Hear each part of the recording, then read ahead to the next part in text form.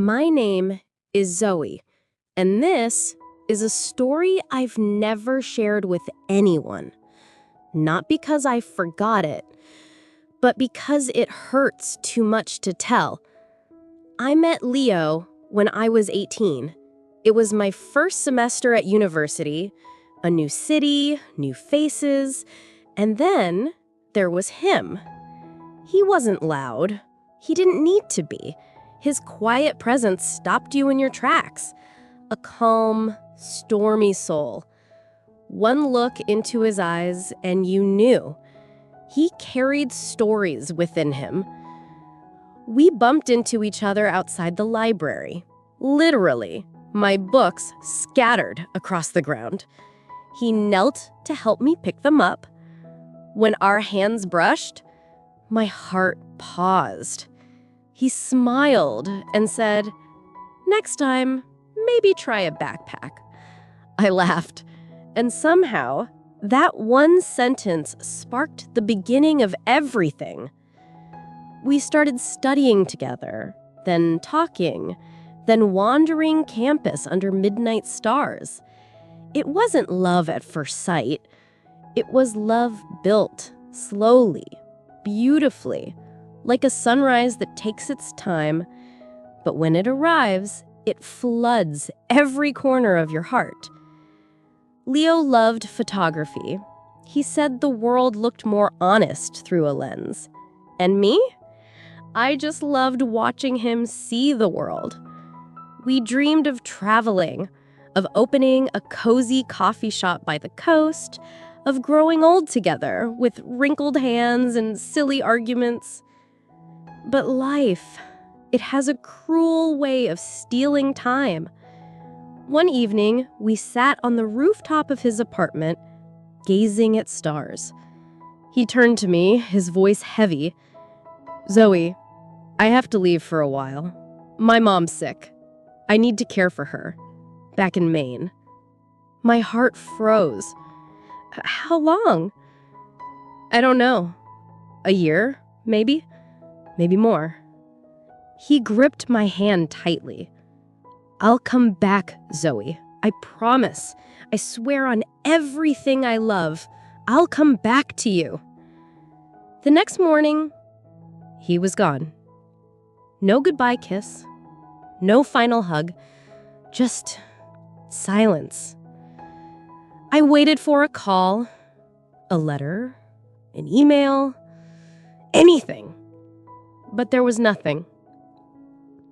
1 year passed, then 2, then 5. People said he must have moved on. Maybe he fell in love with someone else. Maybe he was gone forever. Maybe. But I didn't believe them. Because love like ours, it doesn't just vanish. I never changed my number, never left town.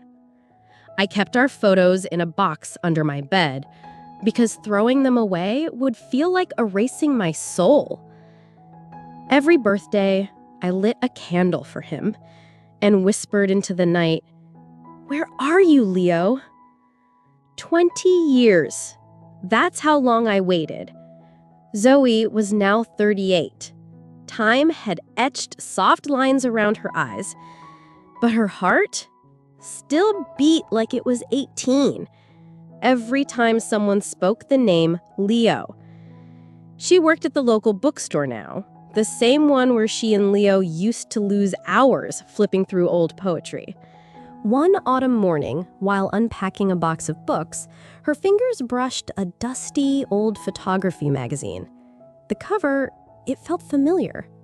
She turned the page and froze. There he was. Leo. Older, but unmistakable. Same eyes, same crooked smile. But the caption below shattered her heart. Leo Carter, award-winning war photojournalist, survivor of the 2006 Syria blast, lives in Seattle with wife and 2 kids. Her hands trembled. The floor seemed to slip beneath her. Wife? Kids? Seattle? How could it be?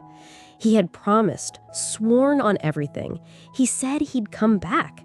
And all this time, he was alive, building a life, without her. That night, she sat alone on her porch. The magazine lay in her lap. Rain fell like quiet grief. She didn't cry. Not yet. She only whispered, "So it's true, you forgot me." But the universe hadn't finished her story. The next morning, an envelope arrived. No sender's name, just one line on the paper inside. "Zoe, if you're reading this, I'm sorry I never came back, but I had to disappear. They were watching me." Her heart skipped. What did that mean? Who was watching him? Why couldn't he return? She flipped the letter. A small photo was taped to the back. It was Leo, standing in a desert, holding a small boy. In the background, something was circled in red. A wall with the word Zoe written in chalk. Her fingers went cold. Was Leo leaving her clues? Had he ever truly left her heart? Or had he been trying to reach her all along? Zoe couldn't sleep that night. The letter, the photo, the word Zoe scribbled in chalk on a ruined wall in a desert? It didn't make sense. But one thing was clear. Leo hadn't forgotten her. And maybe, just maybe, he was protecting her all along. She took the letter to her friend Maya, a retired journalist. Maya studied the paper, the ink, the photo. Then she looked up, her voice low. "Zoe, this isn't new. That wall behind Leo, it's in Aleppo, Syria. This picture is at least 10 years old." Zoe's heart sank. But he said they were watching him. Who? Why? Maya leaned closer. Leo was a war photographer. If he captured something, he wasn't supposed to. She didn't finish the sentence. The next day, Zoe booked a flight to Seattle. Her hands shook. Every second on that plane felt like flying towards something that could break her or finally set her free. She found the address from the magazine. A quiet neighborhood, maple trees, children's bicycles on the front lawn. She stood across the street, watching. And then the door opened. There he was, Leo, older, a scar across his jawline, but unmistakably him. He held a little girl in his arms, and for a moment, Zoe forgot how to breathe. She turned away. Her legs wouldn't move. Tears streamed down her face as she whispered, "I'm too late." But then, a voice called out behind her. "Zoe?" She froze, turned slowly. Leo stood at the gate, his face pale, his eyes wide. Time itself seemed to stop. "It's really you," he said, his voice cracking. She couldn't speak, only nod. Leo stepped closer, as if she might vanish. "I thought they got to you. That you'd hate me, that you'd moved on." Zoe stared at him, her voice choked with 1,000 unsaid words. "You left me, Leo. 20 years. I waited 20 years." He looked down, his eyes heavy with guilt. "I had to vanish. I saw something I shouldn't have. They threatened my family, my life. You. You should have trusted me," she whispered, her voice breaking. "You could have told me." He reached for her hand. "I never stopped loving you. Not a single day." And just then, a woman stepped out at the house, holding a baby. She pulled her hand back, her eyes locked with Leo's. "I'm happy you're safe," she said softly, her voice trembling. "But this isn't my place anymore." She turned and walked away. Leo didn't stop her, because he knew. Some wounds run too deep. Some love stories don't end in happily ever after. They just linger in your heart forever. To this day, Zoe never married. She runs a small photography cafe now, filled with black and white portraits. One of them, right above the entrance, is of a man holding a camera, standing amid Syrian ruins. If you look closely, you'll see a faint chalk word on the wall behind him, Z-O-I. And if you ask her about it, she'll just smile and say, "Some names never fade." Some stories don't need perfect endings. They just need to be remembered. Zoe never saw Leo again after that day.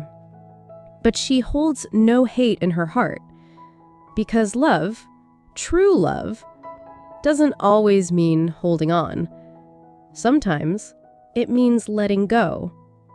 Quietly, with grace, and carrying the memories like a soft ache in your chest. Every evening, she lights a candle near that photo, not for Leo, but for the version of herself that still believes that love, even if lost, was never wasted. If this story touched your heart, even a little, please consider subscribing to the channel. Your one click inspires us to share more real, emotional, soul-stirring stories. Don't forget to like, comment your thoughts in the section, and hit the bell icon so you never miss another story that could change how you see the world. Thank you for watching.